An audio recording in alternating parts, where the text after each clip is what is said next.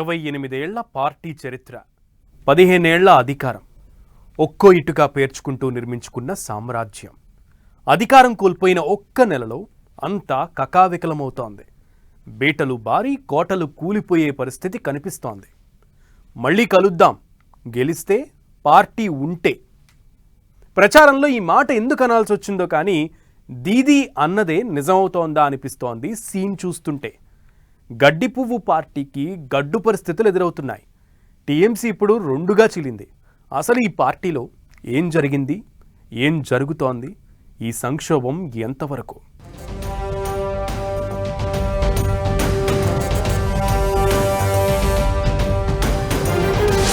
పదిహేనేళ్ల అధికారం, ఒక్క నెలలోనే సంక్షోభం. నిలువున చీలిపోయిన తృణమూల్ కాంగ్రెస్, తిరుగుబాటు వర్గానికి శాసనసభాపక్షంగా గుర్తింపు. టీఎంసీ శాసనసభాపక్ష నేతగా రితబ్రత బెనర్జీ. మొత్తం 80 మందిలో 58 మంది ఎమ్మెల్యేల మద్దతు. బీజేపీ వైపు చూస్తున్న 20 మంది టీఎంసీ ఎంపీలు. దీదీ పార్టీలో ఏం జరుగుతోంది? సంక్షోభం ఎందుకు?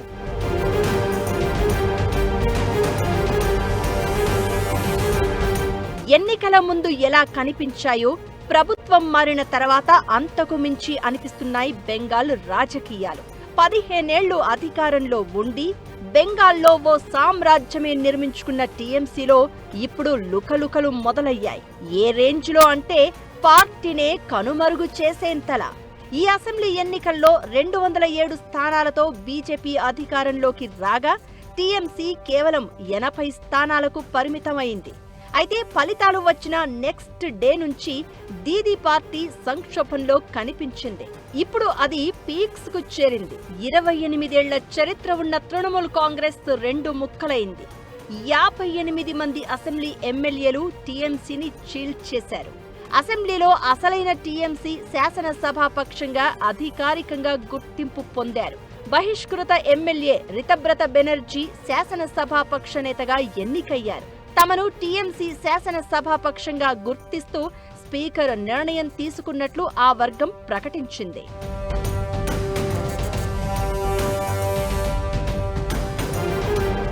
పార్టీ చరిత్రలో ఇలాంటి సంక్షోభం తలెత్తడం ఇదే మొదటిసారి. అంతర్గత పోరు పట్ల వెంటనే అప్రమత్తమైన మమతా బెనర్జీ వర్గం టీఎంసీకి చెందిన అన్ని సంస్థాగత కమిటీలను, అనుబంధ సంఘాలను రద్దు చేసింది. ఈ పరిణామాలు టీఎంసీ దుస్థితికి అద్దం పడుతున్నాయనే అభిప్రాయాలు వినిపిస్తున్నాయి. దీంతో దీదీ పార్టీ భవిష్యత్పైనే అనుమానాలు వ్యక్తమవుతున్నాయి. అసెంబ్లీలో టీఎంసీకి మొత్తం 80 మంది ఎమ్మెల్యేలు ఉండగా రితబ్రతకు 58 మంది మద్దతు ప్రకటించడంతో ఆయన వర్గాన్ని శాసనసభాపక్షంగా స్పీకర్ గుర్తించారు. దీదీకి సన్నిహితులు తృణమూల్ కాంగ్రెస్ సీనియర్ ఎమ్మెల్యేలు సమర్ ముఖోపాధ్యాయ, అరూప్ రాయ్, రతిన్ ఘోష్, జావేద్ ఖాన్, ప్రసూన్ బెనర్జీ కూడా అసమ్మతి వర్గంలో చేరారు. ఎన్నికల్లో ఓటమి తర్వాత సొంత పార్టీ ఎమ్మెల్యేలపై మమతా బెనర్జీ పట్టు కోల్పోయినట్లు క్లియర్ గా అర్థమవుతోంది. దీంతో ఈ సంక్షోభం ఎక్కడి వరకు, ఆ పార్టీ పరిస్థితి ఏంటనేది ప్రశ్నార్థకంగా మారింది. పార్టీలో ఎమ్మెల్యేల తిరుగుబాటుకు ప్రధాన కారణం మమతా బెనర్జీ మేనల్లుడు అభిషేక్ బెనర్జీ తీరు. ఎన్నికల్లో ఓటమి తర్వాత పార్టీపై ఆయన పూర్తి పెత్తనం చెలాయించడాన్ని చాలా మంది సీనియర్లు సహించలేకపోతున్నారు. తాము దీదీ నాయకత్వాన్ని గౌరవిస్తామని, అయితే అభిషేక్ వన్ మ్యాన్ షోను మాత్రం అంగీకరించేది లేదని రెబల్ ఎమ్మెల్యేలు చెప్తున్నారు. నిజానికి గత ఎన్నికల్లో టీఎంసీ ఘోర పరాభవానికి కూడా అభిషేక్ తీరే కారణమని టీఎంసీ వర్గాల్లో చర్చ జరుగుతోంది. పార్టీని జనాలతో అనుసంధానం ఉన్న సంస్థలా కాకుండా కార్పొరేట్ స్టైల్లో నడిపించారని, నిర్ణయాలు కొద్ది మంది చేతుల్లోనే ఉండేవని, స్థానిక నాయకులకు ప్రాధాన్యం తగ్గిందని, దీంతో చాలా మంది నేతలు అసంతృప్తితో కనిపించారని, ఎన్నికల ఫలితాల్లో ఆ ప్రభావం స్పష్టంగా కనిపించిందనే చర్చ జరుగుతోంది. నిజానికి అభిషేక్ను పక్కన పెడితే తిరుగుబాటు తగ్గే అవకాశం ఉందని తెలిసినా దీదీ అలా చెయ్యలేకపోయారని, దీంతో పరిస్థితి చెయ్యి దాటిపోయిందని, ఇప్పుడు ఏకంగా పార్టీ ఉనికే ప్రశ్నార్థకంగా మారిందనే అభిప్రాయాలు వ్యక్తమవుతున్నాయి.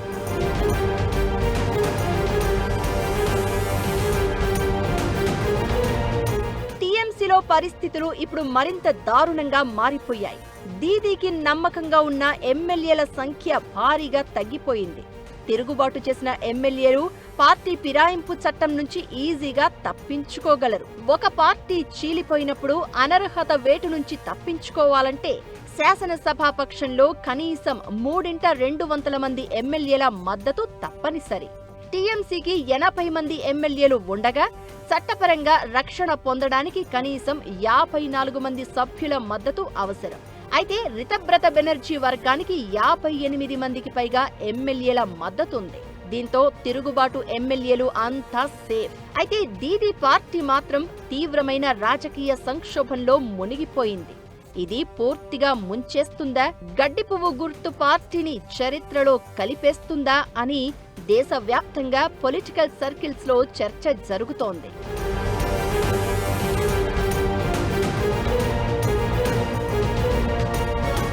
ఎమ్మెల్యేలు ఇచ్చిన షాక్ నుంచి బయటపడేలోపే ఇప్పుడు దీదీకి మరో ఝలక్ తగలడం ఖాయంగా కనిపిస్తోంది.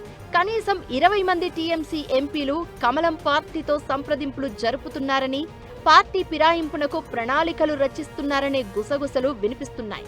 దీనికోసం అత్యున్నత స్థాయిలో చర్చలు జరుగుతున్నాయని, పార్టీ మారడానికి ఎంపీలు ఆసక్తి చూపుతున్నారనే ప్రచారం జరుగుతోంది. ప్రస్తుతం పార్లమెంటులో టీఎంసీకి లోక్సభలో 28, రాజ్యసభలో 13 మంది కలిపి మొత్తం 41 మంది ఎంపీలు ఉన్నారు. ఈ ప్రచారం కానీ నిజమైతే ఇప్పటికే ఎమ్మెల్యేల తిరుగుబాటుతో సతమతమవుతున్న దీదీకి ఇది మరో పెద్ద దెబ్బగా మారుతుంది. ప్రతిపక్ష కూటమిలో ఎంపీల సంఖ్యాపరంగా తృణమూల్ కాంగ్రెస్ రెండో అతిపెద్ద శక్తిగా ఉంది. పార్టీలో చీలిక వస్తే అటు టీఎంసీతో పాటు ఇటు ప్రతిపక్షాల బలం కూడా ఎఫెక్ట్ అయ్యే పరిస్థితి ఉంటుంది.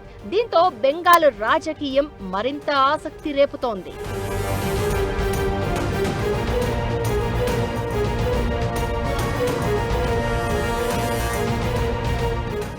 ఒకరిని మించి ఒకరు, ఒకరి తర్వాత ఒకరు అన్నట్లుగా దీదీ టీఎంసీకి నాయకులు షాకుల మీద షాకులు ఇస్తున్నారు. పార్టీ ఆవిర్భావం తర్వాత ఇలాంటి సంక్షోభం రావడం టీఎంసీలో ఇదే మొదటిసారి. మరిప్పుడు ఆ పార్టీ పరిస్థితి ఏంటి? భవిష్యత్ ఎలా ఉండబోతోంది? పార్లమెంట్లోనూ టీఎంసీకి షాక్ తగలడం ఖాయమా? పార్టీని బతికించుకోవాలన్నా, బౌన్స్ బ్యాక్ కావాలన్నా దీదీ ముందున్న మార్గాలేంటి? దీదీ కోటలు బీటలు బారేలా చేసిన రితబ్రత ఎవరు?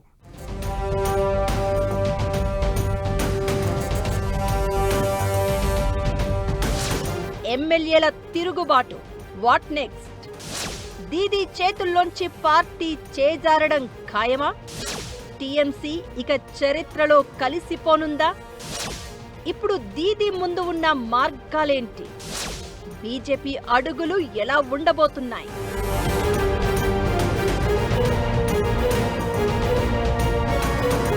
నిజానికి దీదీకి రితబ్రత వీర విధేయుడు అని పేరు. అలాంటిది ఇప్పుడు ఆమె మీదే తిరుగుబాటు చేయడం ఆసక్తి రేపుతోంది. కమ్యూనిస్టు పార్టీ మాజీ నాయకుడైన రితబ్రత బెనర్జీ ఇప్పుడు టీఎంసీ చరిత్రలోనే అతిపెద్ద చీలికను క్రియేట్ చేశారు. 28 ఏళ్ల పార్టీ ప్రస్థానంలో ఎప్పుడూ లేని విధంగా అంతర్గత తిరుగుబాటుకు నాయకత్వం వహించారు. బెంగాల్ పరిణామాలతో మమతకు మహారాష్ట్ర గతే పడుతుందా అనే చర్చ జరుగుతోంది.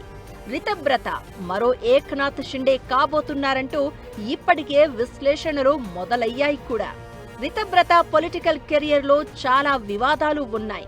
కమ్యూనిస్టు నాయకుడైన రితబ్రత బెనర్జీని 2017లో పార్టీ నుంచి బహిష్కరించారు. ఆ తర్వాత చట్టపరమైన ఇబ్బందులతో అప్పటి అధికార టీఎంసీకి దగ్గరయ్యారు. 2020లో అధికారికంగా ఆ పార్టీలో చేరారు. అభిషేక్ బెనర్జీకి ఆయన నమ్మిన బంటు. దీంతో 2024లో రాజ్యసభ సభ్యత్వం దొరికింది. ఆ ఎన్నికల్లో ఎమ్మెల్యేగా గెలిచిన రితబ్రత అభిషేక్ ఆధిపత్యంపై తిరుగుబాటు ప్రారంభించారు.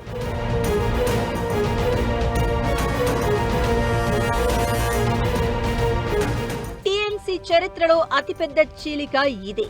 శాసనసభాపక్ష నేతగా స్పీకర్ గుర్తించడంతో ఏం జరగబోతోందనేది రాజకీయాలను మరింత ఆసక్తికరంగా మారుస్తోంది.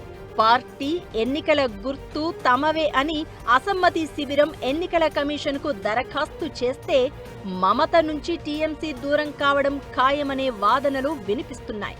ఇక రాబోయే రోజుల్లో ఎంపీల్లోనూ మరిన్ని చీలికలు వచ్చే అవకాశం ఉందని, ఇది రెబల్ వర్గానికి మరింత బలాన్నిస్తుందని పార్టీ వర్గాలు సూచిస్తున్నాయి.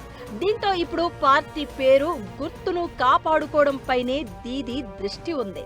గతంలో మహారాష్ట్రలో శివసేన ఎన్సీపీ చీలికలను కంపేర్ చేస్తే మమతా బెనర్జీకి ఈ పని అంత ఈజీ కాదు అనే అభిప్రాయాలు వినిపిస్తున్నాయి. పార్టీ సంస్థాగతంగా కూలిపోవడం, ప్రతిపక్ష నేత పదవి చేజారడం, కోల్కతా మేయర్ కీలక నేత ఫర్హాద్ హకీం రాజీనామా లాంటి పరిణామాలు మమతను తీవ్ర ఒత్తిడిలోకి నెట్టేశాయి. పార్టీపై పట్టును నిలుపుకోవడానికి ఆమె ఇప్పుడు కఠినమైన పోరాటం చేస్తున్నారు.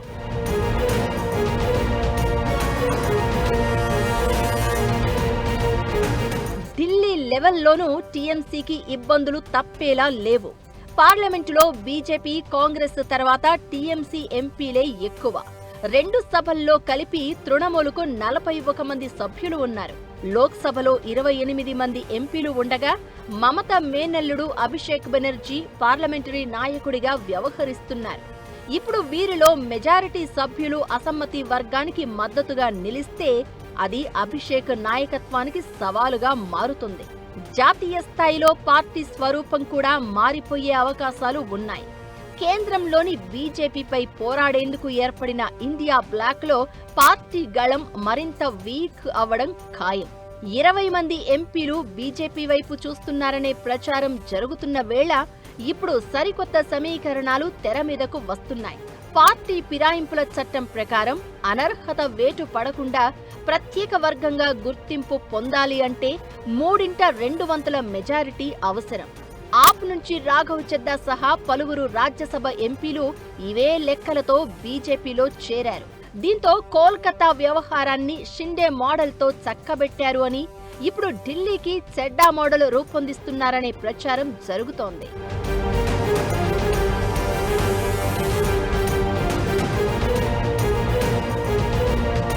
34 ఏళ్ల వామపక్ష పాలనకు ముగింపు పలికి 2011లో బెంగాల్లో అధికారంలోకి వచ్చిన మమత బీజేపీ ఎదుగుదలను చాలా ఏళ్లు అడ్డుకోగలిగారు. అలాంటిది ఇప్పుడు ఆమె రాజకీయ వారసత్వమే ప్రమాదంలో పడినట్లు కనిపిస్తోంది. అయితే ఎమ్మెల్యేలు, ఎంపీలు హ్యాండ్ ఇచ్చినంత మాత్రాన టీఎంసీ పని అయిపోయినట్లేనా అంటే అలాంటిదేమీ కాదు అనే అభిప్రాయాలు వినిపిస్తున్నాయి. 2026 ఎన్నికల్లో టీఎంసీకి 41% ఓట్లు వచ్చిన విషయం గుర్తు పెట్టుకోవాలనే వాదనలు కూడా ఉన్నాయి. టీఎంసీ పూర్తిగా కూలిపోతే బెంగాలులో వామపక్షాలు బౌన్స్ బ్యాక్ అయ్యే ఛాన్స్ ఉంటుంది. ఇది కమలం పార్టీని ఆలోచనలో పడేసే అవకాశం ఉంటుంది. ఇదంతా ఎలా ఉన్నా ఎన్నో ఏళ్లుగా మమతా బెనర్జీ ఢిల్లీ లెవెల్లో ప్రతిపక్ష నాయకురాలిగా ఎదగాలని ప్రయత్నించారు. అయితే నేషనల్ పాలిటిక్స్ సంగతి తర్వాత, ఇప్పుడు బెంగాల్ను కాపాడుకోవడమే దీదీ ముందు ఉన్న అతిపెద్ద టాస్క్. ఈ పరిస్థితుల్లో కాంగ్రెస్తో మరింత అవసరం పడే ఛాన్స్ లేకపోలేదు. రాజకీయంగా బౌన్స్ బ్యాక్ అవ్వాలంటే దీదీ రాజ్యసభకు వెళ్లే ప్రయత్నాలు చేసే అవకాశాలు లేకపోలేదు అనే చర్చ కూడా నడుస్తోంది.